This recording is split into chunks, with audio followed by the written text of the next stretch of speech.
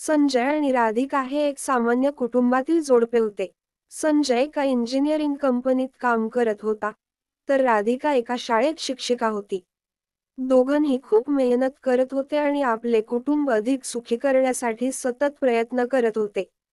त्यांची लहान मुलगी, साक्षी, चांगली विद्यार्थिनी होती आणि दोघांचं जीवन साधं आणि आनंदी होतं.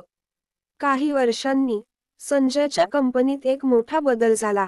कंपनीला काही अडचणी आल्या होत्या आणि त्याचं प्रमोशन देखील स्थगित झालं.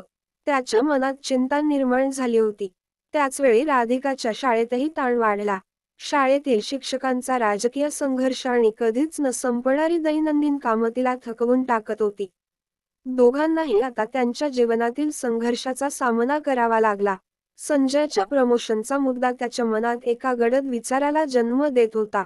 त्याला वाटतं की त्याच्या कष्टांची योग्य किंमत दिली जात नाही. यामुळे तो अधिक तणावाखाली येत होता.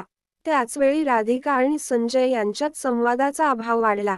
संजय जास्त वेळ कामात व्यस्त होऊ लागला आणि राधिका त्याच्या भावनिक समर्थनासाठी तिला परत काही न मिळाल्यामुळे तिला हळूहळू वेगळं वाटू लागलं.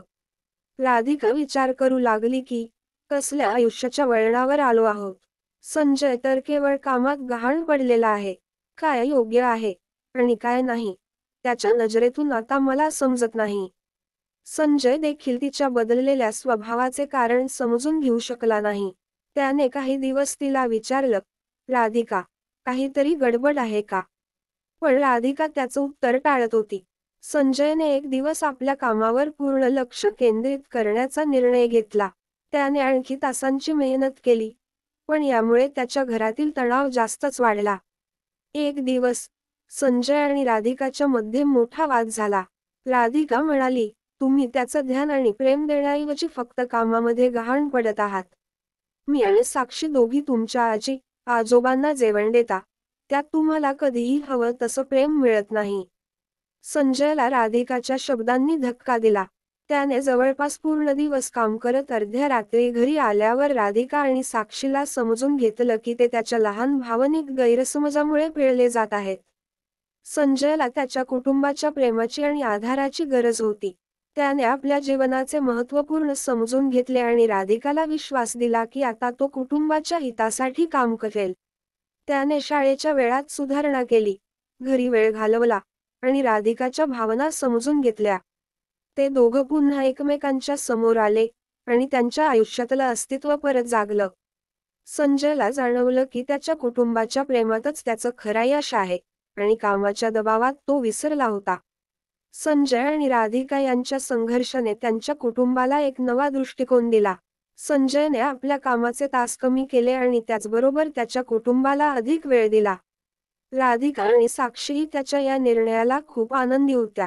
जसं काही वेळेआधी संजय आणि राधिकाच्या संबंधात गडबड निर्माण झाली होती, तसा आता त्यांच्यातील समजूतदारपणा वाढला. त्यांनी एकमेकांना पूर्णपणे स्वीकारलं आणि एकत्रितपणे आयुष्याच्या पुढील मार्गावर चालायला सुरुवात केली. या कथेचा संदेश असाच आहे की, यश आणि कामाचे महत्त्व असले तरी, घरातील प्रेम आणि एकतेची अनमोलता अधिक मोठी आहे. कुटुंबाच्या प्रेमामध्येच आपली खरी समृद्धी आहे आणि तिथेच आयुष्याच्या खरी यशाची किंमत आहे. संदेश: तुमच्या जीवनात काम आणि घर यांच्या बीच एक संतुलन ठेवणं अत्यंत महत्त्वाचं आहे. कधी कधी कामाच्या संघर्षात आपण आपल्या कुटुंबाच्या महत्त्वाला विसरतो, पण तेच आपल्याला वास्तविक समृद्धी देतं.